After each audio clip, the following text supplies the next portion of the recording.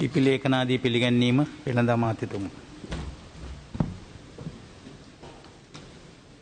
කතානායකතුමනි 1979 අංක 40 දන ශ්‍රී ලංකා අපනය සංවර්ධන පනතේ 14 වගන්ති යටතේ සෙස් බදු සම්බන්ධයෙන් කාර්මික අපනයන හා ආයෝජන ප්‍රවාදන අමාත්‍යවරයා විසින් සාදර ලදුව 2020 ජූනි 30 දින ඇති අංක 2.1.8.2 ඇලෙයිරක් 2.1 දරන අතිවිශේෂ ගැසට් පත්‍රයේ පළ කරන ලද නියෝගය සහ 1979 අංක 40 දරන ශ්‍රී ලංකා අපනය සංවර්ධන පනතේ 1.4 වරහන් තුන 2 වගන්ති යටතේ සෙස් බදු සම්බන්ධයෙන් කාර්මික අපනයන හා ආයෝජන ප්‍රවාදන අමාත්‍යවරයා විසින් සාදර ලදුව 2020 ජූනි 30 දින ඇති අංක 2.1.8.2 ඇලෙයිරක් 2.2 දරන අතිවිශේෂ ගැසට් පත්‍රයේ පළ කරන ලද නියෝගය මම ඉදිරිපත් කරමි.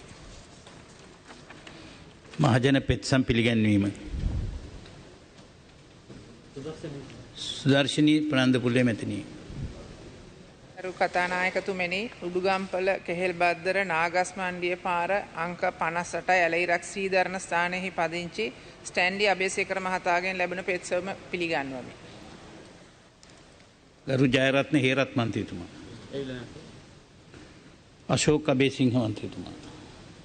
කරු කතානායකතුමනි, ගල්ගමු අරසන්නව අංක 5 දරණ ස්ථානයේ පදිංචි චේ විල්බර්ට් පෙරේරා මහතාගෙන් ලැබුණු පෙත්සම් පිළිගන්වමි. උපුල් මහේන්ද්‍ර රාජපක්ෂ මැතිතුමා. පැමිණ නැහැ.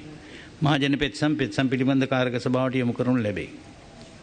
වාචික පිළිතුරු අපේක්ෂා කරන ප්‍රශ්න හේෂා විතානගේ මන්ත්‍රීතුමා අග්‍රාමාත්‍යතුමා සහ මුදල් අමාත්‍යතුමාගෙන් ඇසීමට. මානවකරු කතානායකතුමා.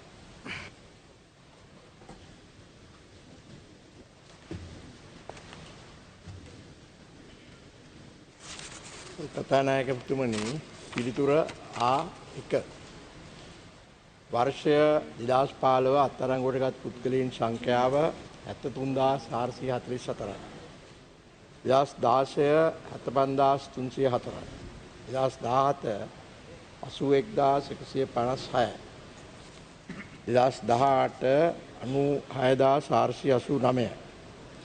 2019 89308යි. 2020 9/18 වන විට 54505යි. දෙක ශ්‍රී ලංකා පොලිසිය, ශ්‍රී ලංකා රේගුව, සුරාබදු දෙපාර්තමේන්තුව, ශ්‍රී ලංකා නාවික හමුදාව, ශ්‍රී ලංකා ගුවන් හමුදාව, ශ්‍රී ලංකා යුද හමුදාව බන්ධනාගාරය.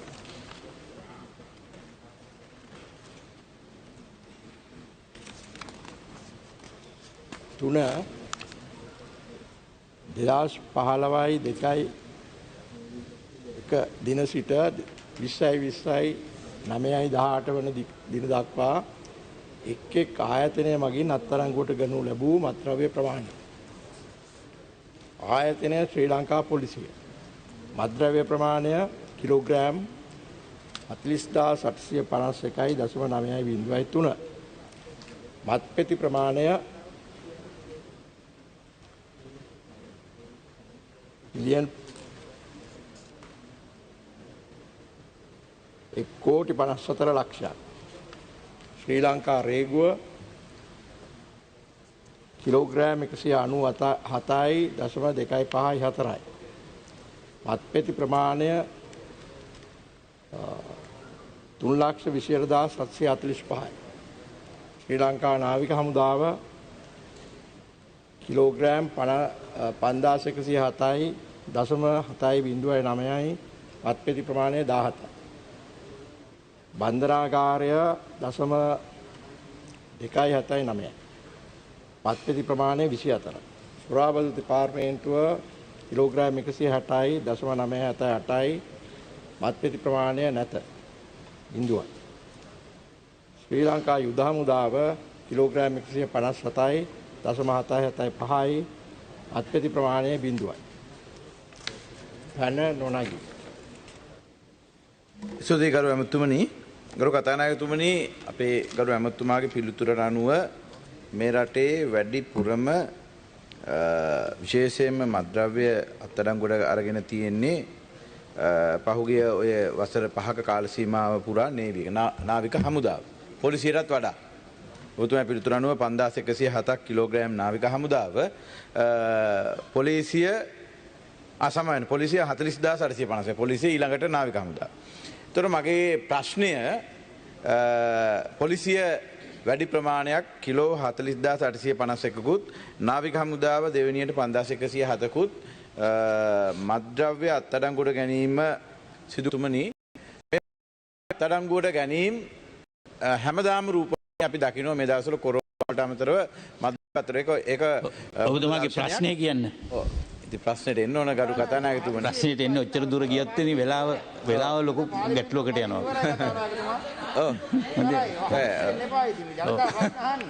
ඔව් ඒ නිසා ඔබතුමා අර බද්දල ගුණවර්ධන ඔබතුමා කිව්ව ගහලා නේද? පොඩක් කතානායකතුමා ඉස්සරහින් එපා ප්‍රශ්න අහන්න ඉර දෙන්න. ගරු කතානායකතුමනි මගේ ප්‍රශ්නේ තමයි මේ අත්අඩංගුවට ගැනීම සිදු කරන ආයතන ඒ ආයතනවල ඉන්න නිලධාරී සහ මේ මත්කුඩු ජාවාරම් කරන ප්‍රධානී අපි කිව්වා ඊයේ දේශපාලනඥයෝ මේකට සම්බන්ධයි මේකට ඉතා විශාල ධනවතුන් මේකට සම්බන්ධයි මේ රටේ අන්න ඒ කණ්ඩායමත් එක්ක මේ ආයතන වල ප්‍රධානීන් අතර යම් සම්බන්ධතාවයක් තියෙනවා කියලා රටේ කතාවක් තියෙනවා මමත් පෞද්ගලිකව ඒක සත්‍යයක් කියලා විශ්වාස කරනවා.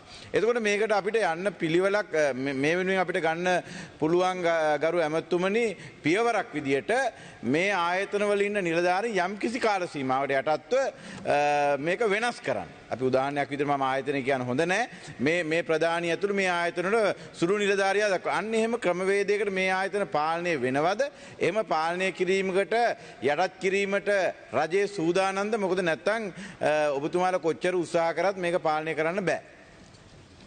දැන් ඔබතුමාට ඕන මේ අය දීර්ඝ කාලයක් එක තැනක ඉන්න දෙන්නේ නැතුව කාලෙන් කාට මාරු කරන්න.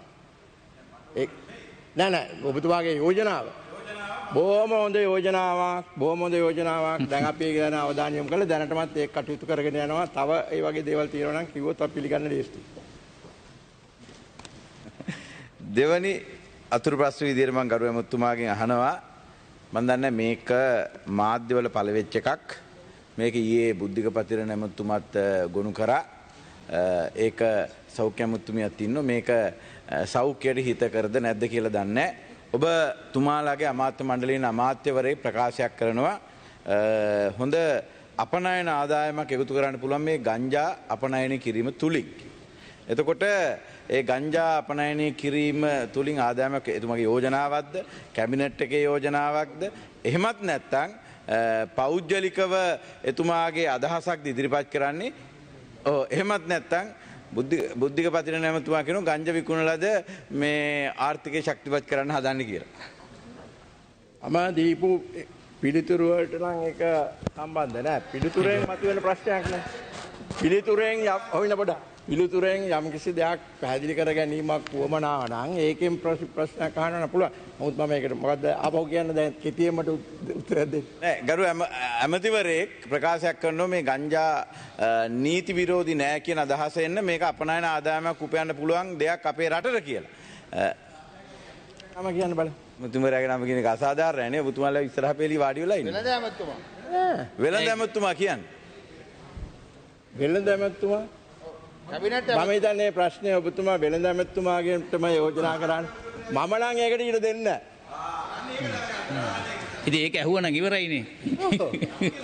නම කියලා මොන හරි කියලා ඇහුවනම් ඉවරයි. හරි උතරින් නවත්තන්න. ඉතින්. භවිෂ්‍යත්.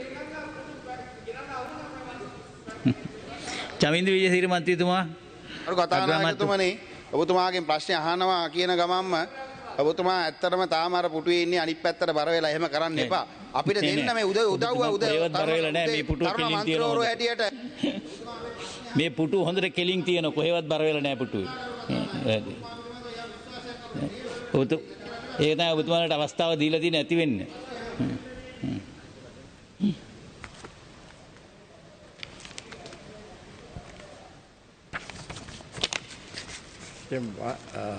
කතානායකතුමනි පිළිතුර A1 2015 2020 දින දක්වා සිදු කරන ලද නීති විරෝධී මත්ද්‍රව්‍ය සම්බන්ධ වැටලීම් සංඛ්‍යාව 4,75,985ක්. දෙක එම වැටලීම් මගින් අත්අඩංගුවටගත් නීති විරෝධී මත්ද්‍රව්‍ය ප්‍රමාණය කිලෝග්‍රෑම් 46,824යි ග්‍රෑම් 817යි. වැටලීම් වලදී අත්අඩංගුවට ගෙන ඇති නීති විරෝධී මත්ද්‍රව්‍ය මුද්‍රා තබන ලද අවස්ථාවලදී අත්අඩංගුවට ගන්නා ලද මත්ද්‍රව්‍ය වලින් යම් ප්‍රමාණයක් ඉවත් කර එසේ ඉවත් කර ගන්නා ලද ප්‍රමාණයට ආගන්තුක ද්‍රව්‍ය කර ඉවත් කර ගන්නා ලද මත්ද්‍රව්‍ය ජාවාරම්කරුවන් වෙත ලබා දී මුදල් උපයාගෙන ඇති බවට කරුණු අනාවරණය වී ඇත. විමර්ශනවලදී අනාවරණය වූ කරුණු අනුව පොලිස් මත්ද්‍රව්‍ය කාර්යාංශයට අනුයුක්තව සේවය කරනු ලැබූ පොලිස් නිලධාරීන් 18 දෙනෙකු, පොලිස් විශේෂ කාර්ය බලකායේ නිලධාරීන් එක්කෙනෙකු හා සිවිල් පුද්ගලයන් 6 දෙනෙකු මේ සම්බන්ධව අත්අඩංගුවට ගෙන ඇත. එම පොලිස් නිලධාරීන් අතුරින් 13 දෙනෙකු රක්ෂිත බන්ධනාගාරගත කර ඇත. සෙසු පොලිස් නිලධාරීන් 6ක් සහ සිවිල් පුද්ගලයන් 6ක් සම්බන්ධයෙන් රැඳවුම් නියෝග මත විමර්ශන කටයුතු සිදු කරගෙන යනු ලැබයි. එහිදී සැකකරුවන්ගෙන් අනාවරණය කර ගන්නා ලද තොරතුරු අනුව පහත සඳහන් දෑ අත්අඩංගුවට ගෙන ඇත. T56 වර්ගයේ ගිනි අවි 2ක් සහ එම මැගසින් 5ක්. T56 වර්ගයේ ජීවඋණ්ඩ 81ක්. පිස්තෝල 3ක් සහ මිලිමීටර 9 වර්ගයේ ජීවඋණ්ඩ 40ක්. හෙරෝයින් ග්‍රෑම් 11යි මිලිග්‍රෑම් 256යි. හෙරෝයින් ග්‍රෑම් 0.88යි මිලිග්‍රෑම් 256යි. ඉලෙක්ට්‍රොනික තරාදි 2ක්. මුදල් 24 කෝටි 10,130ක්. රුපියල් 5000 ව්‍යාජ නෝට්ටු 32ක්. Cocaine milligram 380ක්. අත්අඩංගුවට ගන්නා ලද සැකකරුවන් සම්බන්ධයෙන් සිදු කරන ලද විමර්ශනයේදී මත්ද්‍රව්‍ය ජාවාරමෙන් උපයාගෙන ඇති මිලියන් 19ක්. වටිනා වාහන සහ දේපල තහනම් කිරීමට පියවරගෙන ඇති අතර මේ සම්බන්ධයෙන් තවදුරටත් විමර්ශන කටයුතු සිදු කරගෙන යනු ලැබේ. පැන නොනගී. කරු ඇමතුමා ඇත්තටම අපි ඔබතුමාට ගෞරව කරනවා හැමදාම පාර්ලිමේන්තුවට ඇවිල්ලා පක්ෂ විපක්ෂ මන්ත්‍රීවරු අහන ප්‍රශ්නවලට උත්තර දීම පිළිබඳව. කරු ඇමතුමනි ඇත්තටම අපට තේරෙනවා මේ ප්‍රශ්නයේදී අපි ඔබතුමාලටත් අපට නොපෙනිච්ච යම් මේ නීති විරෝධී වැඩපිළිවෙල සම්බන්ධිත රාජ්‍ය නිලධාරී විශේෂයෙන්ම මේ මත්ද්‍රව්‍ය වැටලීම් සඳහා සම්බන්ධ ඍජු නිලධාරී ඒ වගේම මේ අනාවරණය සහ මේට සම්බන්ධ වෙච්ච කණ්ඩායමට දඬුවම් දීම පිළිබඳව අපි එක පැත්තකින් සතුටු වෙනවා. ඒ වගේම අපි යෝජනා කරනවා ගරු ඇමතුමනි අපි දන්නවා මේ හාල්මැස්ස තමයි මේ විටින් විට ඇල්ලෙන්නේ. තෝරු මෝරු ඉන්නවා. මේ තෝරු මෝරු අතරේ විශේෂයෙන්ම දේශපාලන වශයෙන් සම්බන්ධ වෙච්ච විවිධ නමගිය ප්‍රසිද්ධ පාර්ලිමේන්තුව තුලත් ඉන්න ඒ කණ්ඩායම ඉන්නවා. මම විශ්වාස කරනවා දැන් අපි එක පැත්තකින් හොයාගලා තියෙන අමාත්‍යාංශයේ පොලිසිය හරහා මේ අදාළ නිලධාරීන් මේ කටයුතු කරනවායි කියන කාරණේ. ඒ වගේම ඒ නිලධාරීන් හරහා ඒ සිද්ධ වෙන සමහර දේවල් අත්අඩංගුවට ගැනීමේදී ඒවා උසාවියට ගිහිල්ලා සීල් තබලා එළියට ගන්නකොට පිටිබවටපත් වෙනවා. ඒක ඉතා කේදෙනිය දෙන. මේ පිටිබවටපත් වෙලා ඒවා අතුරුදහන් වෙලා නැවත මේවා සමාජයට මුදාහරින්න සිද්ධ වෙනවා. ඒ මුදාහරින්නෙත් අර ප්‍රබල කණ්ඩායම්. ඉතින් මේ ප්‍රබල කණ්ඩායම් වලට මම යෝජනා කරනවා. ඔබතුමාට මේ කියන සමහර බලවත් දේශපාලන රැකවරණයේ තිබෙන කණ්ඩායම් ඉන්නවා. ඒ සියල්ල ඔබතුමාට සහ මේ ඔබ ආණ්ඩුවට නාස්ති කරන්න පුළුවන් නම් සහ මුලින්ම මේ රටේ මේ මත්ද්‍රව්‍ය කුඩු විශේෂම කුඩු සහ ඒ මත්ද්‍රව්‍ය අපට අයින් කරන්න පුළුවන්. ඉතින් ඒ සඳහා යම් සාධනීය වැඩපිළිවෙලක් අමාත්‍යාංශය ආරම්භ කරලා තියෙනවා. විශේෂයෙන්ම කියන්න ඕන දැන් මීට පෙර මේ ආකොටික් එකේ හිටපු නිලධාරීන් තනිම තමයි මේ කටයුතු ඔක්කොම කරේ. අල්ලනවා, ප්‍රොඩියුස් කරනවා, ඒ සියලු දේවල්. දැන් අපි නාකොටික් එක කරන එකට අමතරව පොලිසියේ බුද්ධි අංශය එදා STF එක ඒ වගේ අපරාධ මේ CID එකත් මේ පරීක්ෂණවලදී විමර්ශනවලදී සියලු දෙනා එකතුව මේවා සොයා බලන්න කටයුතු කරලා තියෙනවා. එතකොට අපිට පුළුවන් තරම් හැකි වෙයි අවම කරන්න යම් කෙනෙක් වරදක් කරනවා නම් ඒක මේ නතර කරගන්න. ඉතින් දැන් ඔක්කොම එකට එකතු වෙනවා. දැන් එකතු කරලා තියෙනවා.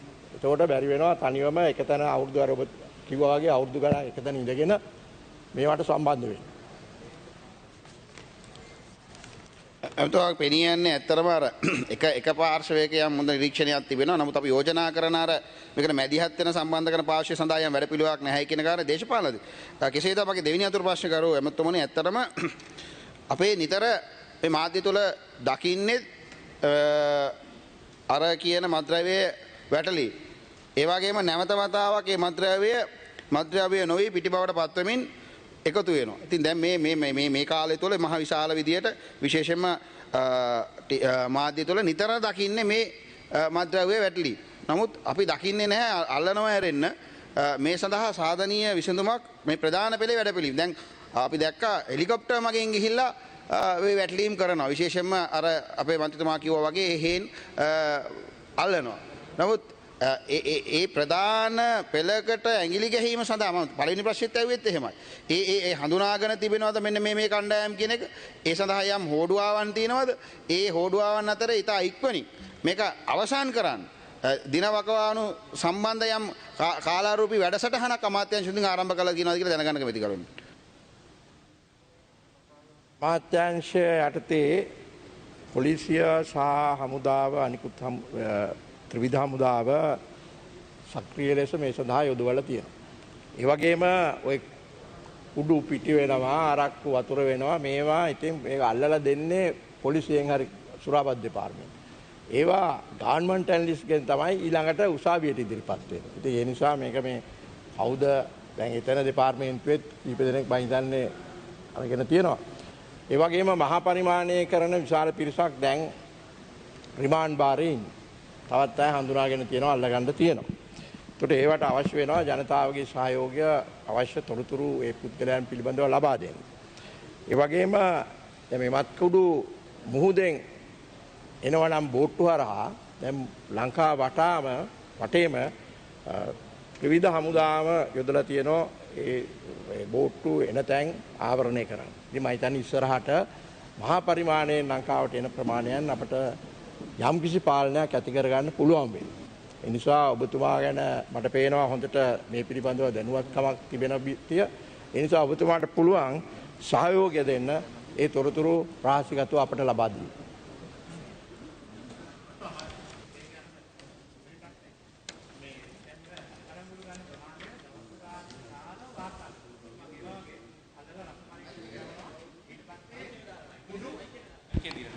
අල්ලලා රස පරීක්ෂකයට යවනවා ඊට පස්සේ පාර්සල් කරලා හරි මොන හරි තියෙන ප්‍රමාණය පාන් පිටි වෙනවා මොන හරි වෙනවා. ඉතින් මේ ගැන සමාජයේ තියෙන ලොකුම සැකය තමයි අත්අඩංගුවට ගන්න ඒ කුඩු හෝ මත්ද්‍රව්‍ය අහපව් සමාජගත වෙනවා කියලා වෙනත් විදිහකින්. ඉතින් ඒක සැක කරනවා. දැන් පහුගිය දවස්වල සිද්ධ වෙච්ච දේවල් වලින්. ඔබතුමාට බැරිද මගේ ප්‍රශ්නය මේවා අත්අඩංගුවට ගත්තට පස්සේ යම් ආකාරයක සහතික කරගැනීමෙන් අනතුරු අධිකරණයෙන් හෝ රස පරීක්ෂකයෙන් හෝ සහතික කරගත්ත පස්සේ වහාම මේවා නඩු භාණ්ඩ වලින් තියාගන්නේ නැතුව වහා විනාශ කරන්න බැරිද? ඒක සමාජයට පේන්න. මෙන්න අත්අඩංගුවට ගත්තා මේ ප්‍රමාණය විනාශ කරා.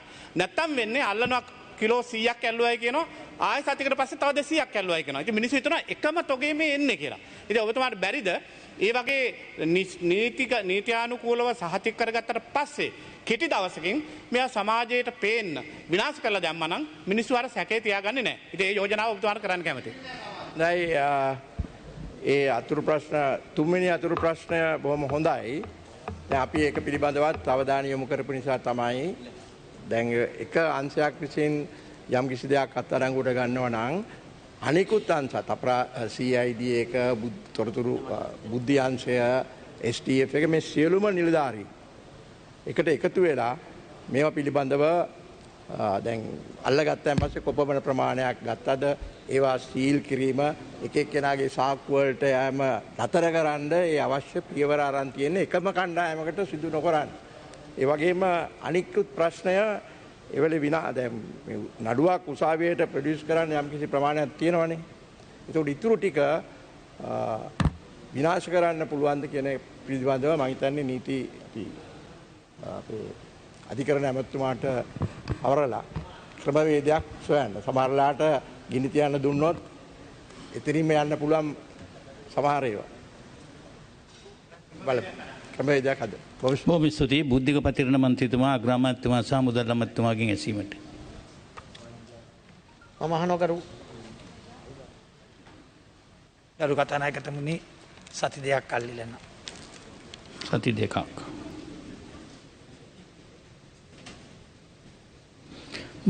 එස්.එම්. මරිකාර් මන්ත්‍රීතුමා ඉඩම් ඇමතුමාගෙන් ඇසීමට. මම අහනවා ගරු කතානායකතුමනි මේ කෝට්ටේ බල ප්‍රදේශයේ ඔප්පු නැමැති නිවාසවල විස්තර පිළිබඳ ප්‍රශ්නය. ගරු කතානායකතුමනි මේ විස්තර ගොඩක් ගන්න තියෙනවා. ඒ නිසා සති දෙකකට මම කාලය ඉල්ලනවා.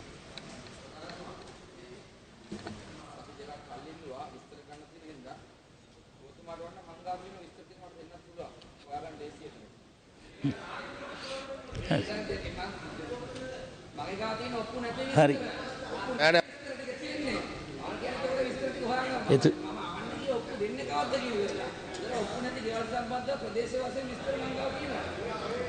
නෑ මරිකාර් මන්ත්‍රීතුමා. එතුමා නිල වශයෙන් අරගෙන එපා කියන්න. මම වරදක් නෙමෙයි කිව්වේ. මගේ ප්‍රශ්නේ තියෙන්නේ ඔප්පු ලබා දෙන්න කවද්ද කියලානේ. එතකොට විස්තර හොයන්න තියෙනවා නම් දැන් මගේ ගාවත් විස්තර තියෙනවා. කොට්ටාස වශයෙන් කෑලි 4කට මේ කට්ටි සැලසුම් තියෙන ඒවා නැති ඒවා ඒ තිබිලා ඔප්පු දුන්නු ඒවා කොටස් වශයෙන් ඉතුරුලා තියෙනවා. මට ඔබතුමාට මේ උදව්වක් විදිහට මේ ටික ලබා දෙන්න පුළුවන් කියලා කියන්නේ. ඒ ටිකක් දෙන්න මම බලලා සති දෙකෙන් උත්තරේ දෙන්න හරියට. බොහොම ස්තුතියි.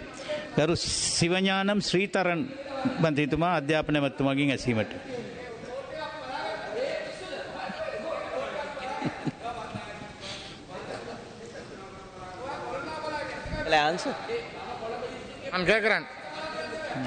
ගරු කතානායකතුමනි ගරු සිවඥානම් ශ්‍රීධරන් මන්ත්‍රීතුමාගේ ප්‍රශ්නයට පිළිතුරු අයන්න 1 ඔව් අයන්න 2 අඩුපාඩු සම්පූර්ණ කිරීමට කටයුතු කරමින් සිටී. ආයන්න පිළිතුර ඔව් 2019 වර්ෂයේදී ද්විතීකාංශයේ ගුණාත්මක යෙදවුම් සඳහා රුපියල් 50000ක මුදලක් ලබා දී ඇති අතර 2020 වර්ෂය සඳහා මෙම විද්‍යාලයට පාසල් පාදක ඉගෙනුම් ප්‍රදාන යටතේ රුපියල් ලක්ෂයක් ලබා දී ඇත. මූලික කටයුතු ආරම්භ කර ඇති ශ්‍රවණාගාරය සහ ආපනශාලාව ඉදිකිරීම කටයුතු ජාතික අයවැය චක්‍රලේඛන 5/2020 මගින් පනව ඇති සීමාවන් ඉවත් කළ වහාම ආරම්භ කිරීමට කටයුතු කරනු ලැබේ. ඇයන්න ඔව් ඇමුණුම 1 යටතේ සඳහන් කළා තිනවා. මට ඒක ගරු මන්ත්‍රීතුමාට දෙන්න පුළුවන්. ඇයන්න පිළිතුර වාර්ෂික ස්ථාන මාරුවීම් වලින් සහ නව බඳවා ගැනීම් වලින් අදාළ අඩුපාඩු සම්පූර්ණ කිරීම සඳහා කටයුතු කරනු ලැබේ.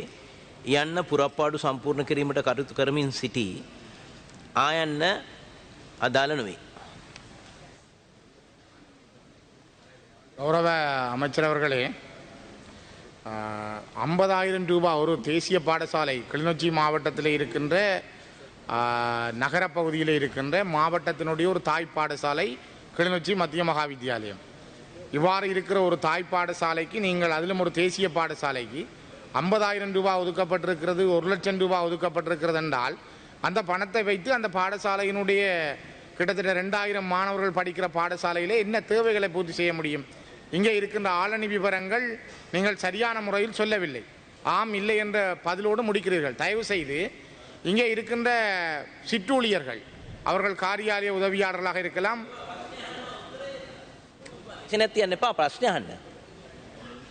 கேள்வி அதுதான், நீங்கள் சொன்ன விடைகள் திருப்தி இல்லாதவை. 1,50,000 ரூபாயும் 1,00,000 ரூபாயும் 50,000 ரூபாயும் அந்த பாடசாலைக்கு பொருத்தமற்றது.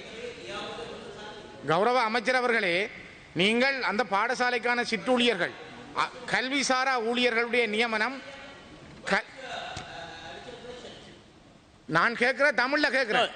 சரி கல்வி அமைச்சர் அவர்களே, சரி சரி, அந்த சிற்றூழியர்கள் எப்பொழுது நியமிக்கப்படுவார்கள்? 17 வேக்கன்ட் இருக்காங்க. You didn't ask that question. No, you referred to some funds. Now you are talking about non-academic staff. இருக்கிற கேள்வியை பாருங்கள். கல்விசாரா பாடசாலை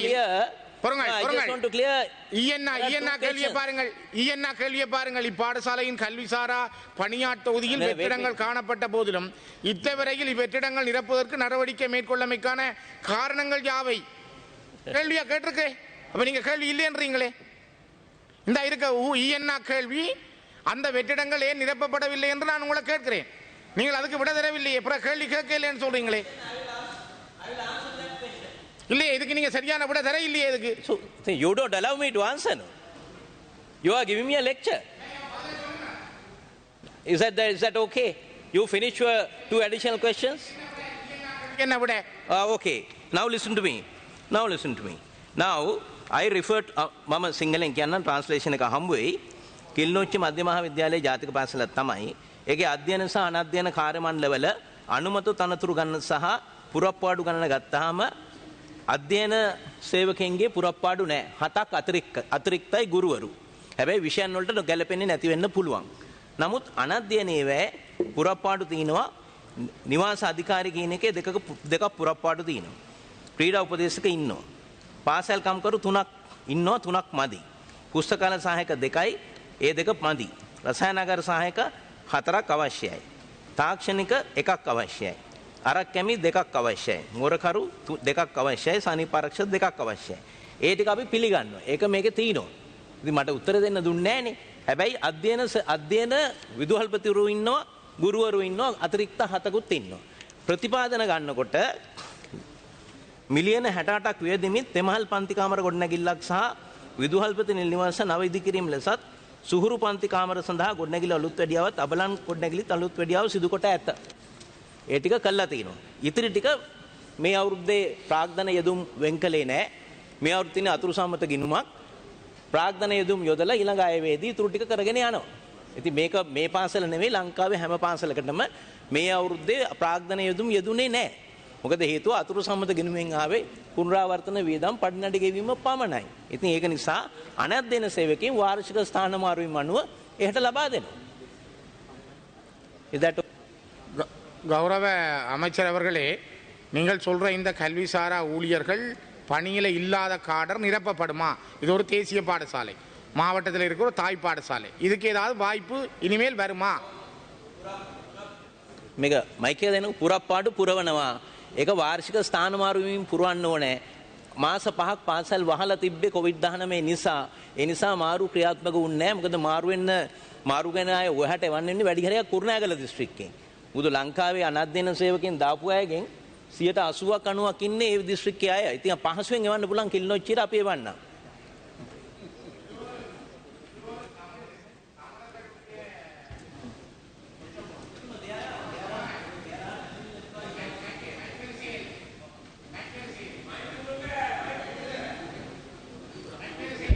ஸ்ரீதரன் மந்திமா.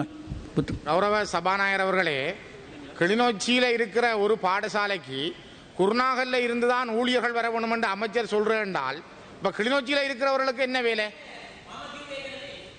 තේරුම් ගන්න. ඔබතුමා තේරුම් ගන්න මේ සේවක සංඛ්‍යාව සම්පූර්ණ කරලා තියෙන්නේ. පහුගිය පාලන කාලයේදී සේවකයෝ ඔක්කොම බඳවාගෙන තියෙන්නේ. එතකොට ගෞරව அமைச்சர் அவர்களே අහගන්නකෝ මම කියන පොඩ්ඩක් ඉන්න. ඉතින් මම අහන ප්‍රශ්න උත්තර දෙන්න එපා. ඔබතුමාට ඊළඟ ප්‍රශ්නේ අහන්න නැත්නම් අහන්න බෑනේ. එතකොට එයින් 80%ක් විතර කුරුණෑගලින් හිටියේ. මං කිව්වේ නෑ කුරුණෑගල එවනවයි කියලා. 80%ක් එහෙන් ඉන්නවයි කියන එකයි මං කිව්වේ. ඔබතුමන්ලගේ ප්‍රදේශයට දමිළ අනධ්‍යයන සේවකයින් අනිත් ප්‍රදේශවලින් එවනවා. ඒක අපිට ඉඩ දෙන්න වාර්ෂික ස්ථාන මාරුවීම කරන්න.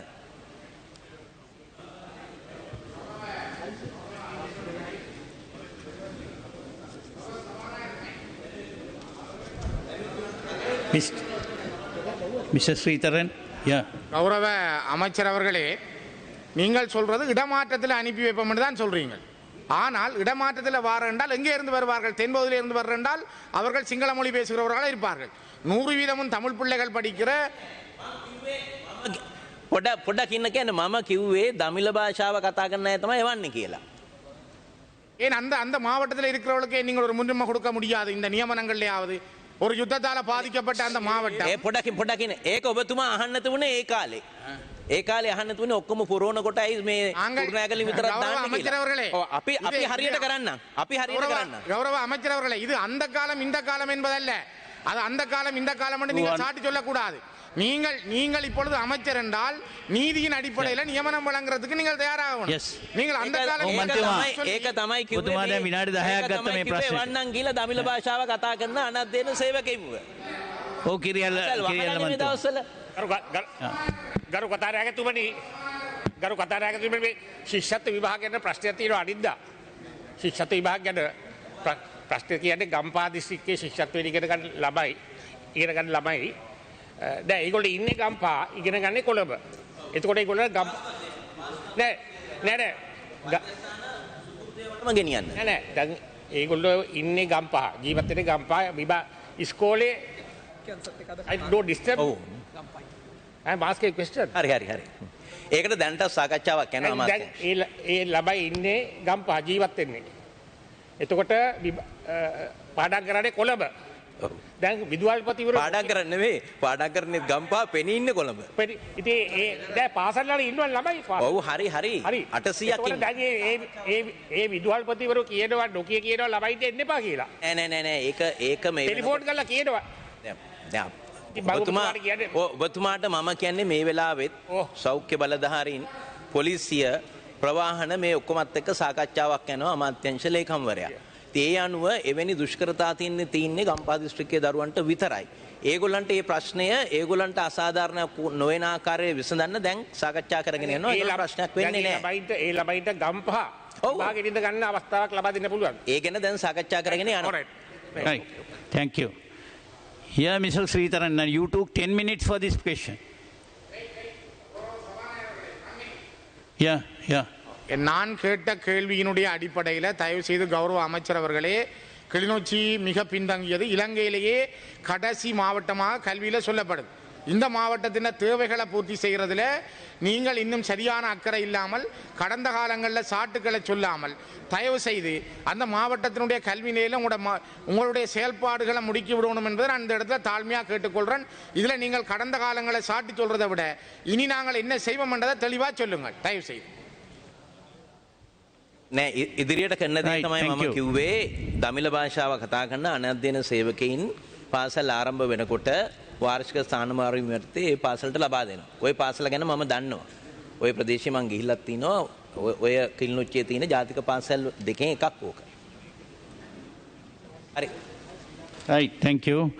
Charles Nirmalanathan மந்திரித்துமா அத்தியாபன அமைத்துமாගේ நான் கேட்குறேன் சவானா அவர்களே. උත්තර දෙනවා අධ්‍යාපන ඇමතුමන් වෙනුවෙන්. ප්‍රශ්නය පළවෙනි ප්‍රශ්නය ඔව් අංක 201 තලෙයිමන්නාරම පාර මන්නාරම ලිපිණියේ පිහිටි ප්‍රොවින්ෂල් ඉංග්ලිෂ් සපෝට් සෙන්ටර් කියන ඒ ගොඩනැගිල්ලේ බදු පදනම මත මෙම ආයතනය පවත්වාගෙන යනු ලබයි.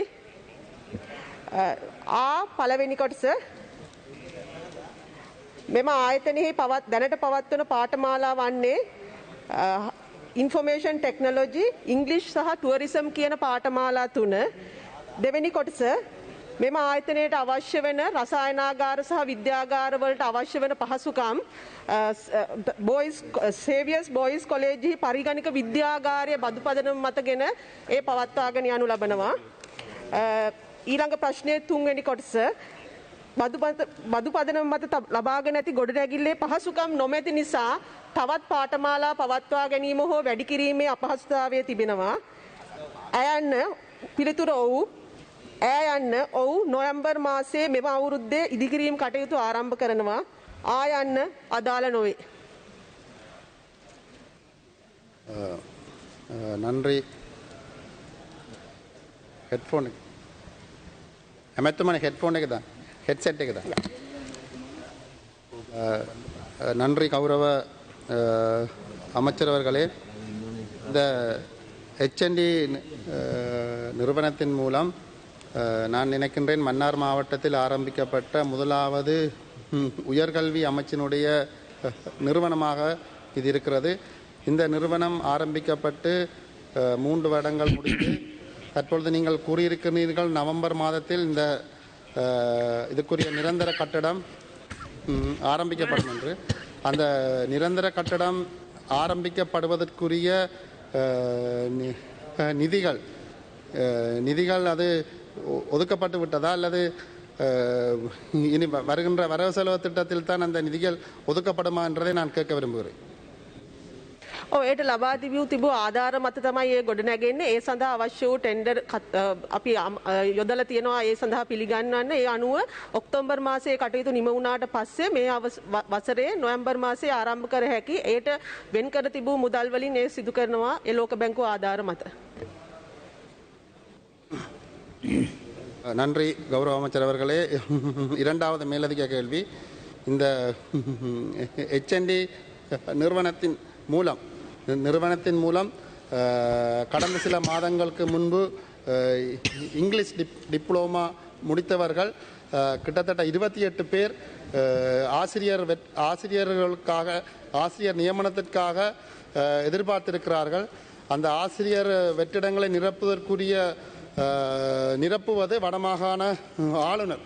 ஆகவே நான் கௌரவ அமைச்சரிடம் கேட்க விரும்புவது, வடமாகாண ஆளுநரிடம் ஆலோசனை வழங்கி அந்த HND இங்கிலீஷ் கற்க நெருகை முடித்தவர்களை ஆசிரியர்களாக நியமிப்பதற்கு நடவடிக்கை எடுக்க முடியுமா என்று நான் கேட்க விரும்புகிறேன்.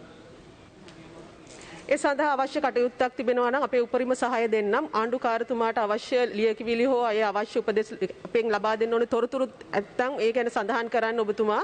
මා ඒ සඳහා ඒ අවශ්‍ය කටයුතු සූදානම් කරලා දෙන්නම් අධ්‍යාපන අමාත්‍යාංශ උසස් අධ්‍යාපන අමාත්‍යාංශය හරහා. නමුත් ඒ ආණ්ඩුකාරතුමා සහ ඒ අදාළ කටයුතු අයත් වන්නේ ඒ ආයතනයට. නමුත් ඒට සඳහා අවශ්‍ය දරුවන් වෙනුවෙන් ඕනෑම උදව්වක් කරන්න කටයුතු සූදානම් කරන්න. ඒ සඳහා අවශ්‍ය තොරතුරු ලබා දෙන්න. ස්තුතියි. Thank you. මොහමඩ් මුසාමිල් මන්ත්‍රීතුමා වෙනදැමතුමාගේ සූත්‍රය. අහලා කතානායකතුමනි. ඔයතුමා සභාගත කළොත් ඇති. ගරු කතානායකතුමනි, සති දෙකක් අල්ලිලා තිනවා.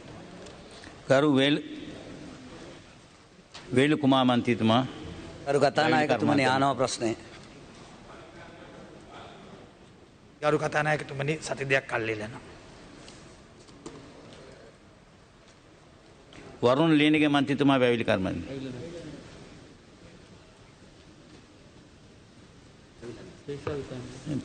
හේෂා විතානගේ මන්ත්‍රීතුමා ප්‍රවාහන මන්ත්‍රීතුමා ගැසීම. ආහල කරු කතානායකතුමා.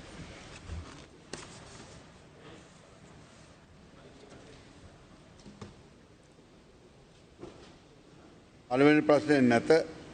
දෙක, ශ්‍රී ලංකා ගමන රියදුරු කොන්දොස්තර කාර්මික මට්ටමේ PL කාණ්ඩයේ නිලධාරීන් බැටුම් කරන ලබන්නේ රාජ්‍ය පරිපාලන චක්‍රයක අංක 3/2016 අනුව නොවන බවත් උක්ත නිලධාර බැටුම් ගැනීම සඳහා අදාළ කරනු ලබන්නේ කළමනාකරණ සේවා චක්‍රයේ අංක 30/2006 2/2016 අනුවේ ඔවුන්ට උසස් වීම ලබා දෙන්නේ උක්ත චක්‍රයෙන් හා ශ්‍රී ලංකා ගමනාගමන දෙන බඳවා ගැනීම උසස් කිරීමේ පදනම යටතේ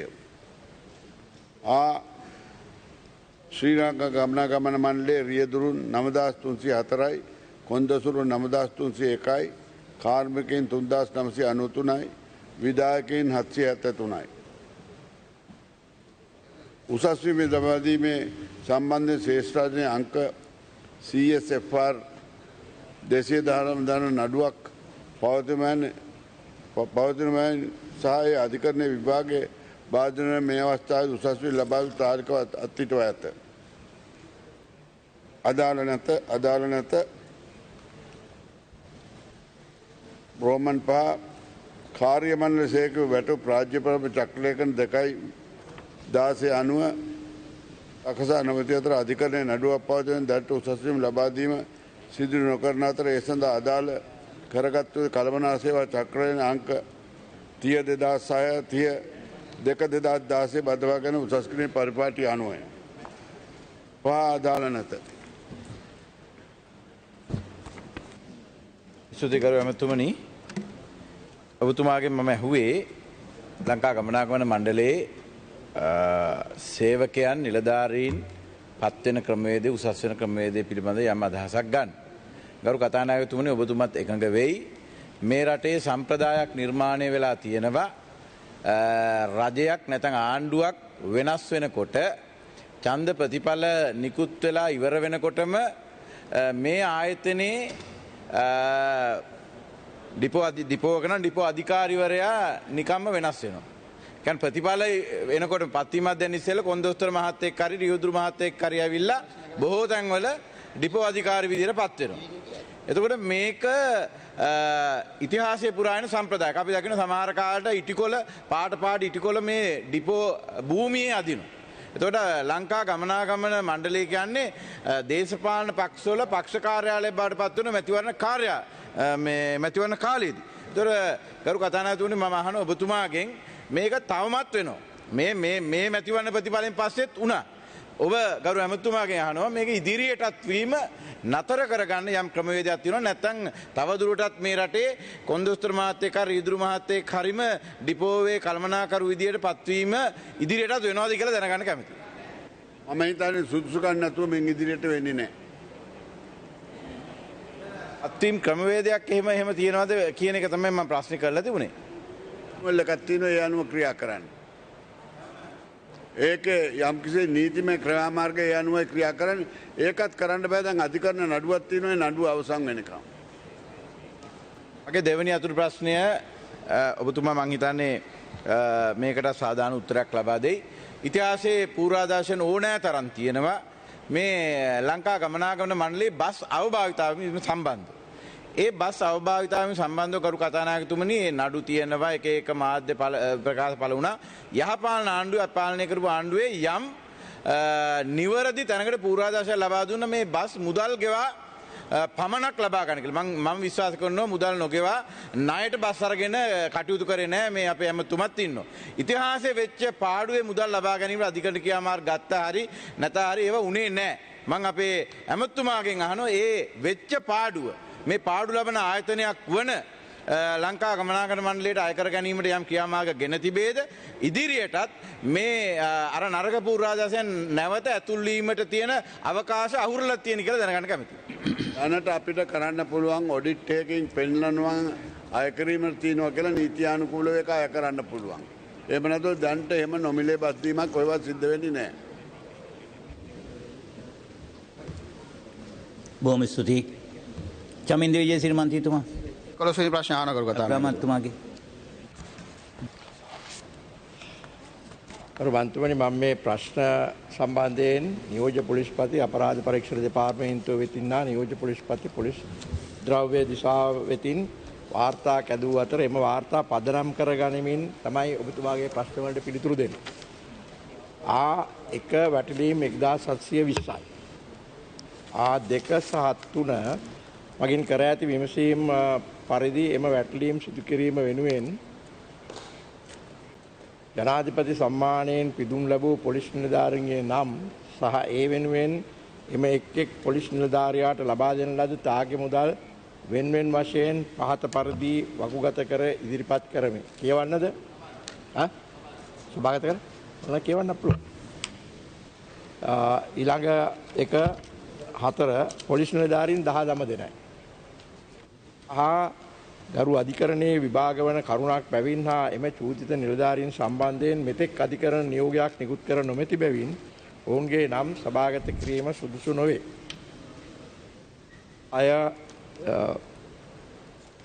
පොලිස් නිලධාරීන් අතුරින් නිලධාරීන් 13කු රක්ෂිත බන්ධනාගාරගත කර ඇති අතර සිසු පොලිස් නිලධාරීන් 6 දෙනා රැඳුම් නියෝග මත තබා ගැනීමෙන් විමර්ශන කටයුතු සිදු කරගෙන ලබයි. මෙම විමර්ශනයට අදාළව කොළඹ ප්‍රධාන මහේස්ත්‍රාත් අධිකරණ නඩු අංක B 5602යි ඇල ඉරක් 1 ඇල ඉරක් 20 යටතේ අධිකරණය වෙත කරුණු වාර්තා කර ඇති අතර අදාළ නඩු 20යි 10යි 12 වන දින නැවත කැඳවීමට නියමිතව ඇත. ඒ දෙක මෙම අත්අඩංගුවට ගන්නා ලද සැකකරුවන් විසින් මත්ද්‍රව්‍ය ජාවාරමෙන් උපයාගෙන ඇති රුපියල් මිලියන 19ක් වටිනා වාහන සහ දේපල මුදල් විසුද්ධීකරණ පනත යටතේ තහනම් කර ඇති අතර ඒ සම්බන්ධයෙන් කොළඹ ප්‍රධාන මහේස්ත්‍රාත් අධිකරණ අංක 1හි නඩු අංක 36128 ඇල ඉරක් 1 ඇල ඉරක් 20 යටතේ ගරු අධිකරණය වෙත කරුණු වාර්තා කර ඇත. 3 එසේම මේ සම්බන්ධයෙන් මෙතෙක් සිදු කර ඇති විමර්ශනවලදී මෙම සැකකරුවන්ගෙන් අනාවරණය කර ගන්නා ලද තොරතුරු අනුව පාස සඳහන් දෑ අත්අඩංගුවට ගෙන ඇත. ඉස්සෙල්ලා කියපු ප්‍රමාණයන්මයි. T56 වර්ගයේ ගිනි අවි 2ක් සහ එම මැගසින් 5ක් T56 වර්ගයේ ජීව උණ්ඩ 81ක් පිස්තෝල 3ක් සහ මිලිමීටර 9 වර්ගයේ ජීවඋණ්ඩ 40ක්, හෙරෝයින් ග්‍රෑම් 11.888ක්, මිලිග්‍රෑම් 250ක්, ඉලෙක්ට්‍රොනික තරහ දෙකක් මුදල් 34 කෝටි 17,130ක්, රුපියල් 5,000 ව්‍යාජ නෝට්ටු 32ක්, කොකේන් මිශ්‍ර ග්‍රෑම් 380ක්. අත්අඩංගුවට ගන්නා ලද පොලිස් නිලධාරීන් විසින් මත්ද්‍රව්‍ය ජාවාරම්කරුවන් වෙත ලබා දී ඇති සෙසු මත්ද්‍රව්‍ය සහ එම ජාවාරම්කරුවන් අත්අඩංගුවට ගැනීම සඳහා වැඩිදුර විමර්ශන කටයුතු සිදු කරගෙන යනු ලැබේ. ආයන්න පැන නොනගී. මුතුමා සභාව වෙන්න ඕනේ ඔය අවසානයේ උත්තර සපයවුවේ මගේ ප්‍රශ්නට නෙවෙයි කියන කාරණේ තමයි මට හැඟෙන්නේ. මම වෙනි කාරණයක් මේ ප්‍රශ්නේ ඇදලා නැහැ. කමන කෙසේ වෙතත් මගේ ප්‍රශ්නෙට ලැබිලා තියෙනවා ගරු ඇමතුමනි. මම හිතනවා මේ ප්‍රශ්නේ කියන්නේ මගේ ප්‍රශ්න වලට අමතරව ඔය කියන ප්‍රශ්න කාරණා මම අහලා තිබුණේ නැහැ. කමන කෙසේ වෙතත් රටට සහ කරුණාකරලා ඔබතුමාගේ ප්‍රශ්නේ මොකද්ද උත්තර නොදුන්නා නැත්නම් අහපු අමතර දීලා තිබෙනවා ගරු එමතුමා ඔය උපකරණ සහ ඔය ප්‍රමාණය මම හිතනවා මම කොතනකවත් අහලා නැහැ කියලා 11 වෙනි ප්‍රශ්නේ මම අත්අඩංගුවට ගත් එම ද්‍රව්‍ය මත්ද්‍රව්‍ය ජාරංගරණ අතර පත් කිරීම සම්බන්ධයෙන් ඒකද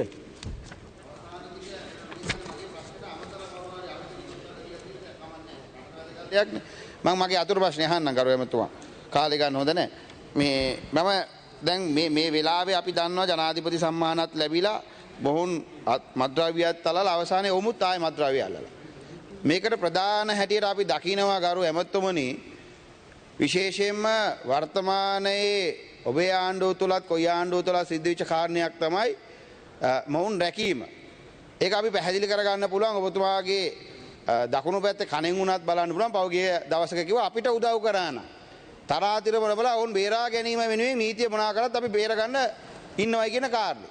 වගකිය යුතු ඇමතිවරයෙක් ඇටියට අපිටත් පිළිතුරු ඍජුව දෙන ඇමතිවරයෙක් ඇටියට. එවැනි ප්‍රකාශ ඔබේ ආණ්ඩුවේ තුලත් මේ මෑතක සිද්ධ වෙලා තියෙනවා. එවනම් අපි කොතෙක් ඇල්ලුවත් වැඩක් වෙන්නේ නැහැ. ඒ අල්ලන කට්ටිය දේශපාලන වශයෙන් සම්බන්ධයි නා. දේශපාලන ගෝලයන් නා. ඒ බේරා ගැනීම වෙනුවෙන් නිර්භයව මාධ්‍ය තුලට අයලා කියනවා අපි මෙයාලා බේර ගන්නවා අපේ කට්ටිය නම් කිය. එහෙම ඒ කියපු ප්‍රකාශයකට මම හිතන්නේ මේ මත්ද්‍රව්‍ය සැබෑ වැටලීම් කරත් සැබෑ කට්ටිය අසු කර ගැනීම සඳහා ප්‍රධානම බාධක ඇටියට මම යෝජනා කරනවා මෙහෙම දේශපාලන වශයෙන් අතපෙවීම නිසා ඕන් බේරා ගැනීම. ඒකට මට පිළිතුරක් දෙන්න කරමු. මට කරුණාකරලා කියන්න එහෙම බේරගත්ත කවුද කියලා බේරගත්ත? කාරණේ කියනවා ගරු ඇමතුමනි දකුණු කණෙන් වෙන්න තෑගි ඔබ. කියන්නේ එහෙම මේ අපේ ජොන්සන් ප්‍රනාන්දු අපේ සභානායකතුමාම කියලා තියෙනවා. ආණ්ඩුරක්ෂක ප්‍රධාන සංවිධායකතුමාම කියපු වීඩියෝ එක මම ළඟ තියෙනවා අපිට උදව් කරනවා නම් අපේ නම් අපි මෙයාලා බේර ගන්න කටයුතු කරනවායි කියලා. මම ළඟ තියෙනවා වීඩියෝ. ඒ මේව නෙවෙයි. නෑ. ඒ අර තමුන්නාන්සේලා දාපු බොරු නඩු තියෙනවනේ. ආන්නේව පිළිබඳව. නෑ මම කියන්නේත් හරි. දැන් ඔබතුමාලා තමන් ගැන කතා කරනවා. නමුත් ඒ අවුරුදු කාලේ කරපු දේවල් ගැන කතා කරන්න හිතන්නේ නෑ. ඒ නිසා බලන්න මේ කිසි කෙනෙක් දැන් ඔබතුමාලා කාලේ මෙහෙම නාකොටික් එකේ මේ විදියට උඩු අල්ලලා ඒව අරන් ගිහලා විකුණපු අය අල්ලුවද කවදාකවත්? අවුරුදු 5ක් තිබුණ අල්ලුවද? අපි අල්ලලා තියෙනවා. අපි දඬුවම් ගල්ලා තියෙනවා. මයික් එක ඔබ ජීසිට මන්තුමා. මම දැන් ඇහුවේ ඕක නෙවෙයි නේද? ඔබතුමාණක් කියන්න පුළුවන් එමුතුමා කියන්නේ වෙන කතාවක් කියලා. මම අහපු දෙයට ගරු එමුතුමාගේ උත්තරේ මම බලාපොරොත්තු වෙන්නේ. දැන් මෙතුමාට මම ලේසි කරන්න යන්නේ පොලිස් පාර ඇමතිවරයා හැටියට මේ කරන ප්‍රයත්නය මේ කරන උත්සාහය මේ රටේ ගෙනියන වැඩපිළිවෙල අසාර්ථක වෙලා තිබෙන්නේ යම් දේශපාලන අතපැවීමක් තියෙන නිසා. ඒ උදාහරණෙම ළඟ ඉන්න ඇමතිවරයාගේ නමත් කියලා මම කියනවා. ඒකට යම හයිය දෙන වචනයක් දෙන්න ඔබතුමා වගේ කියත ඇමතිවරයෙක් ඇටියට. මට නම් එහෙම එකක් ආරංචි උනේ නැහැ.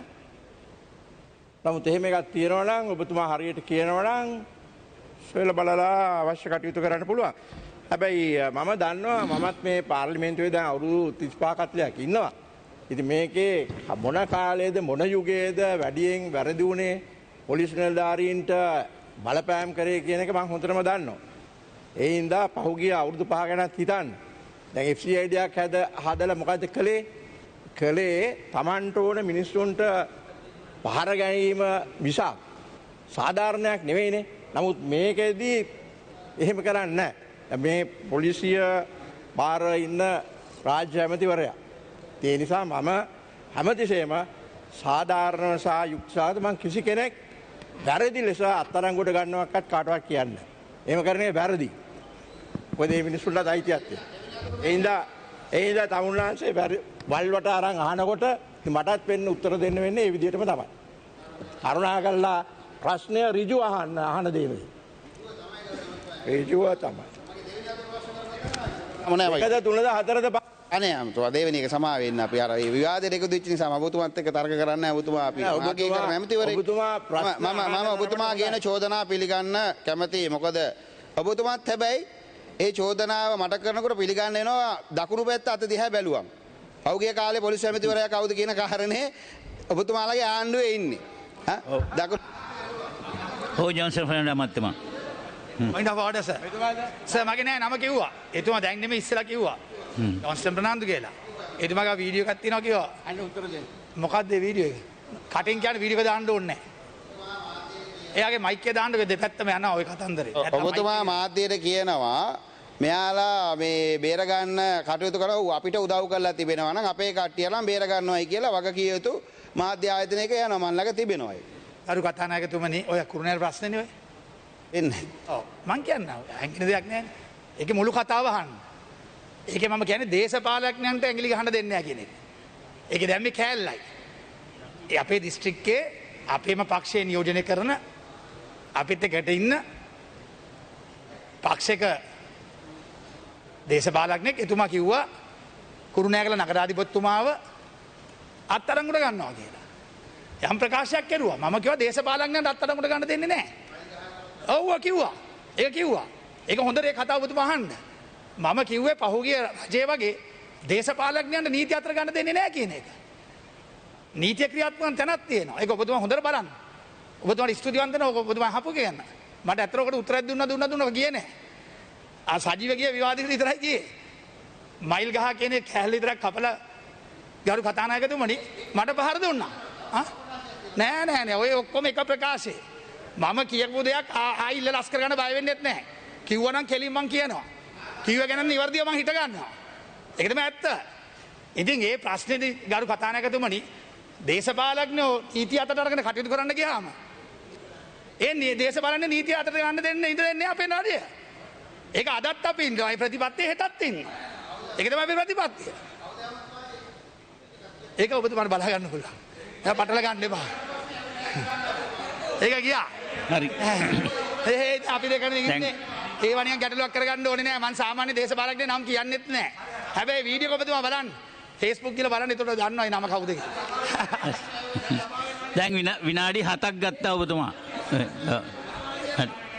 නෑ මේකට සහයෝගය දෙන්න මේ වැඩේ ඉවත්මට ඉවර කරන්න. හරි ඉතින් හලි දෙක තුන හලි ඉවර කරන්න. තුනහන්. දැන් දෙක අහලා ඉක්මනින්ම. දැන් ඇත්තටම FCID එකයි පහුගිය අවුරුදු 4.5 තුල කවුද කරේ කියනවා නම් ඔබතුමා දන්නවා. ඉතින් එයාලා ඉන්නේ කොයි කඳවුරේද කියන කාරණා. අපි එදත් හැබැයි චෝදනා කරා කරුවෙමත්තුවා. විශේෂයෙන්ම දැන් ආයි ප්‍රශ්නෙට එන්න. විශේෂයෙන්ම ප්‍රශ්නේ අහන්න. කතානායකතුමා ප්‍රශ්නෙට අර අගින් ඇවිල්ලා වැඩක් නැහැ. ගාන මුලින් ඉඳන් එන්න ඕනේ. අගින් ආවද ඒක තව හර්ප වචනයක්. දැන් ආවනේ මුලින් ඉඳන්ම. සාකරු ඇමතුමා ඇත්තටම ඔබතුමාට දැන් මේ කතාබහ තුළදී යම් තැනකට එන්න උදව්වකුත් වුණා අපේ කරු ඇමතුමා. ඒ කියන්නේ දේශපාලන අය මැදිහත් වෙන්න බෑ කියන කාර්යය. නමුත් පැහැදිලිව වීඩියෝ වල තිබුණා. ඒ නිසා මම ඔබතුමාගේ වගකීමෙන් බලාපොරොත්තු පක්ෂ විපක්ෂ ඒ සියලු දෙනාම මෙන්න මේ කියන අතපැවීමට රටට තිබෙන බරපතල කාරණයක් තමයි මේ මත්ද්‍රව්‍ය කාරණේ. ඒක රටෙන් ඈත් කරන්න. විශේෂයෙන්ම පැහැදිලිවම ඔවුන්ට ගන්න තීරණ මොනවාද කියන කාරණේ කියන්න කියන වෙලාවෙ මම අහනවා මම පුතාට. මට ඒ ප්‍රශ්නේ තේරුන්නේ නැහැ. දැන් තේරෙන්නේ නැහැ මොකද අපිටත් තේරෙනවා මොකද එතුමා ඔබතුමා අන්තිමේ අහපු ප්‍රශ්නයක් නෑ ඒකයි වෙලා තියෙන්නේ. ඒ නිසා මෙහෙමයි. දැන් ගරු කතානායකතුමනි දැන් ඔය වගේ ප්‍රකාශ තිබෙනවානේ. දැන් ප්‍රකාශ තියෙනවා. දැන් ඔය පුද්ගලයා කවුද කියලා කියන්නෙත් නැහැ. එතකොට දේශපාලන වශයෙන් අතපොවනවා ඊෂා ඒවා බේර ගන්නවා කියන කාරණේ කියනවා. අපි අහන්නේ මෙන්න මේ කියන මැදිහත් වීම තුළ තමයි රටේ මොනම නීතියක්වත් ක්‍රියාත්මක කරන්න බැරි වෙලා අවසානයේ රට ව්‍යාකූල වෙන්නේ. ඉතින් එවැනි තත්ත්වයන් තුළ මධ්‍යස්තව ඒ තීන්දුව ගන්නවා කියන කාරණේ පැහැදිලිව රටට පේන්න පුළුවන් යම් ක්‍රියාදාමයක් අමාත්‍යාංශ වලින් අරන් තිබෙනවා. ඔව් දැන් අපි පොලිසියට හෝ නඩුකාරයන්ට කිසිම බලපෑමක් කරන්න ස්වාධීනව පොලිස් නිලධාරියෙක් හෝ පරීක්ෂණයක් පැවැත්වුවොත් ඒක උසාවියට ඉදිරිපත් කරනවා. ඒ නිසා බලපෑමක් කරන්න ඉඩ දෙන්නෙත් නැහැ. එහෙම සිදුවෙච්ච අවස්ථාවක් තිබුණා නම් තමුන්නාන්සරට පුළුවන් කරුණා කළා ඒ පිළිබඳව දැනුම් දෙන්න. එතකොට අපි අවශ්‍ය කටයුතු කරමු. කොමිසති බුද්ධික පදනමන්තුමා අග්‍රාමාත්‍යතුමා සහ මුදල් අමාත්‍යතුමාගේ ඇසීමට ප්‍රශ්න අංක 12. මම අහනවා. ගරු කතානායකතුමනි සති දෙක කාලයක් ඉල්ලනවා. මරික්කාර් මන්තුමා ඉඩම් ඇමතුමාගේ ඇසීමට එකත් කල් ගනි මං අහනවා. ඒකට සති දෙක කාලයක් අවශ්‍යයි. මොකද ඔබතුමා මේ ලොකු ප්‍රශ්නයක් අහලා තියෙන සති දෙක කල් දෙන්න. කොමිසති ඒකත් එවන්න. ශිවඥානම් ශ්‍රීතරන් තරුණ කටයුතු හා ක්‍රීඩා කටයුතු ඇමතුමාගේ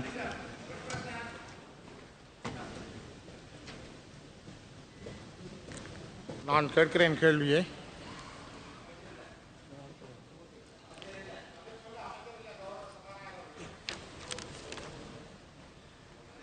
ගරු කතානායකතුමනි සති දෙයක් කල් ඉල්ලනවා.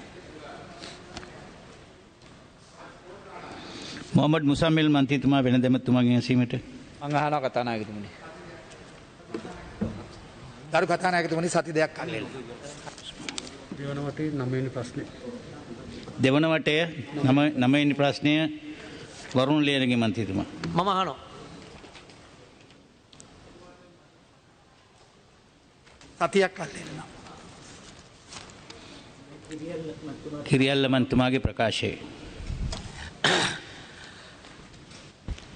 ගරු කතානායකතුමනි 2020 10 වෙනි මාසේ 7 වෙනි දින පාර්ලිමේන්තුවේ විවාදය පවත්වන අවස්ථාවේදී සෞඛ්‍ය අමාත්‍ය ගරු පවිත්‍රා වන්නේරච්චි මැතිණිය හා මාහට අභියෝගයක් කරමින් කියා සිටියේ කෝවිඩ් වසංගතය අවසානයි යන ප්‍රකාශය කිසිම දිනක ප්‍රකාශ කර නොමැති බවත් එවැනි ප්‍රකාශයක් සිදු කර තිබේ නම් එය පාර්ලිමේන්තුවට ඉදිරිපත් කරන ලෙස ඇය විසින් ඉල්ලා සිටින ලදී. ගරු පවිත්‍රා වන්නේරච්චි මැතිණිය කෝවිඩ්-19 නිවාරණය සම්බන්ධයෙන් 2029 3 දින කරන ලද මාධ්‍ය සම්බන්ධයෙන් උපුටා ගන්නා ලද ශ්‍රී ලංකා ආමි මීඩියා YouTube චැනලයේ කරන ලද ප්‍රකාශය මේ සමග ඉදිරිපත් කරමි. එහි පැහැදිලිව සඳහන් කර ඇත්තේ COVID-19 රෝගය මුළු ලෝකයේම අද සමාජය තුළ පැතිරිච්ච රෝගයක්. මම විශ්වාස කරනවා මෙම රෝගය සමාජය තුළ පැතිරීම සම්පූර්ණයෙන්ම තුරන් කරපු ලෝකයේ එකම රට ශ්‍රී ලංකාව කියලා. එකම රට ශ්‍රී ලංකාව කියලා තුරන් කරපු. ඒ වගේම තවද ඇය ලංකා සී නිවුස් 2024-22 කොරෝනා වෛරසය මෙරට ජනතාව අතර ව්‍යාප්ත වෙන තත්ත්වයක් නොමැති බවත් මහා ජනතාව අතර බෝවීමක් සිදුවන්නේ නැති බවත්. ඉතින් ඇත්ත වශයෙන්ම ගරු කතානායකතුමනි වෛද්‍යවරු හැමදාම කිව්වා මේ කෝවිඩ් ප්‍රශ්නේ අවසන් නැහැ කියලා. GMO එකක් කිව්වා MRI එකක් කිව්වා. නමුත් අවාසනාවකට රජය දේශපාලන ලකුණු ලබා ගන්න මේක ඉවරයි මේක අවසානයි කියලා ඒ කෝවිඩ් වසංගතය ආරම්භ කරපුදා ඉඳලා මැතිවරණය අවසන් වෙනකම් මේක සම්පූර්ණයෙන්ම අවසන් කියන සිල්ලර කතාව කියපු නිසා තමයි ජනතාව මේක සෑල්ලුවට බෙදියා බැලුවේ. සාමාන්‍ය ජනතාව රජය කියපක විශ්වාස කරලා අවශ්‍ය ආරක්ෂාව ගත්තේ නැහැ. මොකද රජය කියනවා ඉවරයි කියලා. රජය කිව්වනම් මේක අලුයට ගිනි පුපුරු වගේ තියෙනවා. ජනතාව මීට වඩා පරීක්ෂා වෙනවා. ඉතින් මේකයි ඇත්ත තත්ත්වය. අනිත් එක දැන් ඊයේ පෙරේදා අර කම්මලක ඇති වෙච්ච සිද්ධිය. මම අභියෝග කරනවා ඒ කම්මලට. අර ඉන්දියාවෙන් ආපු අයගේ ලයිස්තුවයි. ඒ අය නිරෝධායන කරපු ස්ථානවල විස්තර අපිට දෙන්න කියලා. මං අභියෝග කරනවා. ඒ සභාගම ඇත්ත කියනවා නම් ඒක විශාල සභාගමක්. ඒ අය විශාල සේවාවක් රට කරනවා.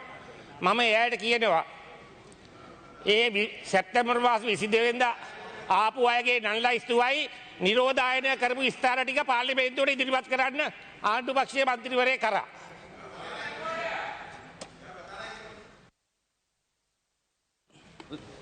ගරු ලක්ෂ්මන් කිරියල්ල සෞඛ්‍ය අමාත්‍යතුමිය උත්තර දෙන්න හදන්නේ. ගරු ලක්ෂ්මන් කිරියල්ල මන්ත්‍රීතුමා කියපු ප්‍රකාශය මම අහගෙන හිටියා. ඒ ප්‍රකාශයේ එතුමා කියනවා මම කිව්වයි කියලා කොවිඩ් වසංගතය ලංකාවේ අවසාන කරා කියලා. ඒ ප්‍රකාශය තුලම එතුමා කියනවා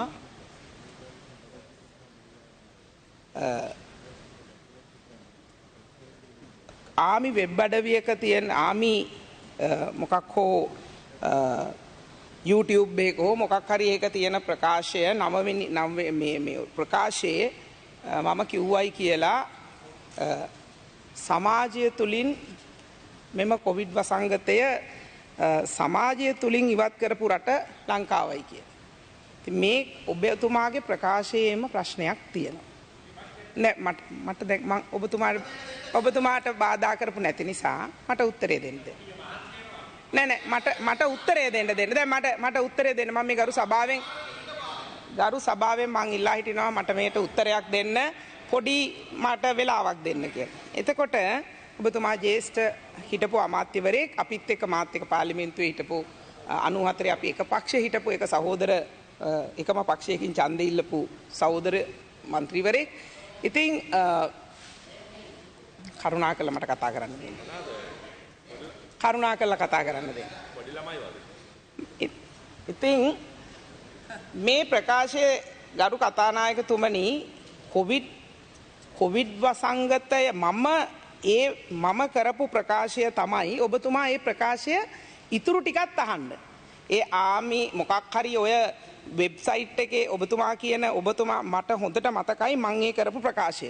ඒ ප්‍රකාශයේදී මම කිව්වා කොවිඩ් වසංගතය ලංකාවේ සමාජය තුලින් තුරන් කරපු රටක් විදිහට අපේ රට අපට මේ වෙලාවේ සලකන්න පුළුවන් කියලා.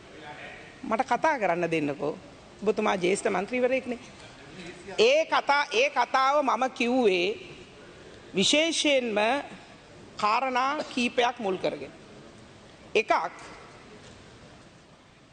අපි සාමාන්‍යයෙන් ස්ටේජ් අධියර 4කින් තමයි විද්‍යානුකූලව මෙම රෝගය නිශ්චය කරන්නේ.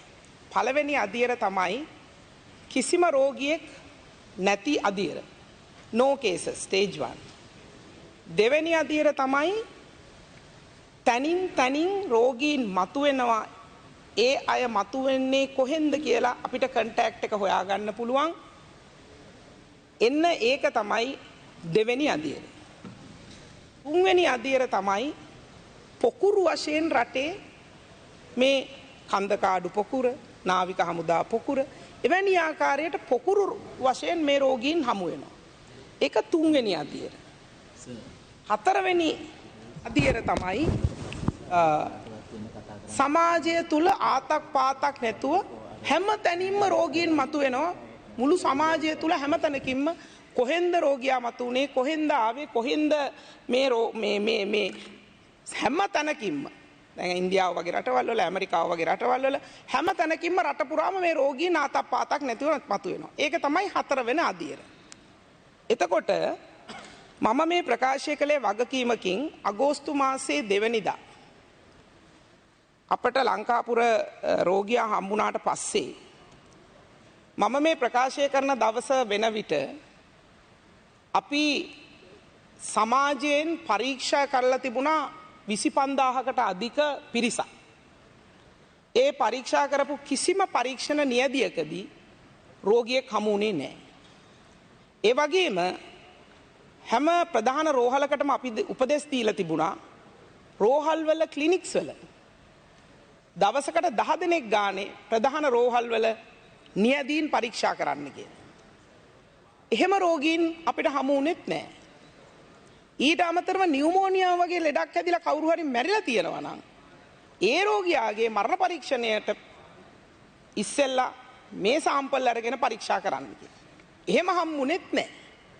ඉතින් ඒ නිසා අපි හිටියේ තුන්වෙනි අධියරක හිටපු රටක් තනින් පොකුරු හමු වෙමින් හිටපු රටක ඒ පොකුරු හම්බ වෙන්නේ නැතුව සමාජය තුල කේසස් නැති රටක් බවට පත් වුණා මාස කිහිපයක්. ඒ නිසා මම කිව්වා මගේ ප්‍රකාශයේදී 9 වෙනි මාසේ 3 වෙනිදා ප්‍රකාශයේ මුලදී කියනවා මේ COVID-19 රෝගය ශ්‍රී ලංකාවේ සමාජය තුළින් තුරන් වූ රටක් විදියට අපි කියනවා. හැබැයි යම් කිසි විදිහක ඒ කතාවේ දිගටම කියාගෙන එනවා මැද පෙරදිගින් සහ වෙනත් තැන්වලින් අපි අපේ ලංකාවේ මිනිස්සු අපට කියනවා රෝගීන් ගේන්න කියලා. මිනිස්සු ගේන්න කියලා. අපි ඒ ඉල්ලීම කළේ පිට රටවල් වල ඉන්න ජනතාව අපේ රටට ගේන්න කියලා අපට නිරන්තරයෙන් ඉල්ලීම් ඉදිරිපත් කරනවා. ඒ ඉදිරිපත් කරන ඉල්ලීම් අපිට කළ හැකි වන්නේ ලංකාවට දරාගත හැකි ආකාරයටයි. ඒ ප්‍රකාශයම ඔබතුමා කියන ඔය කතාවේ මුල කොටස ඇරෙන්න ඉතුරු ටිකත් අහන්න. ඒකේ මං කියනවා යම් හේකින් කාන්දුවක් වුණොත් පිට රටක ඉන්න දහස් ගණන් සෙනග අපි සීමාවක් ඇතුළතයි ගේන්නේ. අපේ ශ්‍රී ලාංකිකයෝ වැඩට ගියාය විදේශ විනිමය අපිට හොයා දීපු අය අපිට ලංකාවට ගේන්න කියනවා. හැබැයි ඒක අපිට දැරිය හැකි ධාරිතාවකටයි අපිට ගේන්න වෙන්නේ. යම් කිසි කාන්දුවක් ඇති වුණොත් මේ රෝගය ලංකාවේ ආය පැතිරෙන්න පුළුවන් කියන එක ඒ කතාවෙම ඒ මිනිත්තු 3ේම අග කොටසේ මම කියනවා. ඒ නිසා මම ඔබතුමාගෙන් ඉල්ලා හිටිනවා. මේ කතාවේ පළවෙනි තප්පර කීපය විතරක් අහන්නේ නැතුව ඒ කොටසේ අවසාන කොටසත් අහන්න මම කියනවා මේක රෙස්පිරේටරි බෝ වෙන්න පුළුවන් හුස්ම ගැනීමෙන් ඉතාම කිට්ටුව ඉන්න අයගේ හුස්මෙන් පවා බෝ වෙන්න පුළුවන් රෝගයක්. ඒ නිසා අපි පරිස්සම් වෙන්න ඕනි. පිට රට ඉන්න අය අපේ රටට ගෙන ඒමේදී අපිට දරන්න පුළුවන් විදියට අපි ගේන්නේ. අපේ ක්වොරන්ටයින් සෙන්ටර්ස් වලට දාන්න පුළුවන් විදියට ගේන්නේ. ඒ නිසා අප මේ ඉතාම වගකීමකින් ඉවසීමකින් කාණ්ඩ වශයෙන් ලංකාවට ගේනවා. යම් කිසි විදියකින් කාන්දුවක් ඇති වුණොත් මේ තත්ත්වය වෙනස් වෙන්න පුළුවන් කියන එක ඒ කතාවෙන් මං කියනවා කතානායකතුමනි. ඒ නිසා ඔබතුමාගෙන් මං ඉල්ලා හිටිනවා හරියට අහන්නේ නැතුව මුල කොටස විතරක් ඉදිරිපත් කරලා පාර්ලිමේන්තුවේ කාලය නාස්ති කරන්න නැතුව කටයුතු කරන්න කියලා ගෞරවයෙන් ඉල්ලා හිටිනවා. Now I think that's enough. Yeah. Okay, Rialvanto. මේ සෙප්තැම්බර් මම කලින් ඉදිරිපත් කරුවේ සෙප්තැම්බර් මාසේ කළපු ප්‍රකාශයක්. ඉතුමේ කිව්වා පරීක්ෂණ කළා භාෂාගාරත් තිස්සේ මේක තිබ්බ නැති නිසා ඉතුමේ ප්‍රකාශ කරනවා කියලා. මම ඉදිරිපත් කරනවා අප්‍රේල් මාසේ කරපු ප්‍රකාශයක්. පොඩ්ඩක් ඉත අප්‍රේල් මාසේ. නෑ අප්‍රේල් මාසේ අහගෙන ඉන්න. මේ අප්‍රේල් මාසේ කරපු කොරෝනා වෛරසය මෙරට ජනතාව අතර ව්‍යාප්ත වෙන තත්ත්වයක් නැති බවත් මා ජනතාව අතර බෝවීමක් සිදුවන්නේ නැති බවත් සෞඛ්‍ය ඇමතිනිය පවිත්‍රා වන්දේරාජ්‍ය මහත්මිය ප්‍රකාශ කළා. අප්‍රේල් මාසේ කොහොමද කියන්නේ? අප්‍රේල් මාසේ කොහොමද කියන්නේ? වීරවංශ කිව්වා වීරවංශ. අනිත් එක මේ ආමිකා මේ දොස්තර මහත්මිය ඔව් පවිත්‍රා මැතිණිය. දැන් හරි දැන් she wants to reply that. She wants to reply that. You are given your statement. Let her reply. එකක් කියනවා. දැන් ඒකට අපි උත්තරේ දුන්නා. ඊළඟට මම කියන්නේ ඔව් කිරියාලම තුමා ආය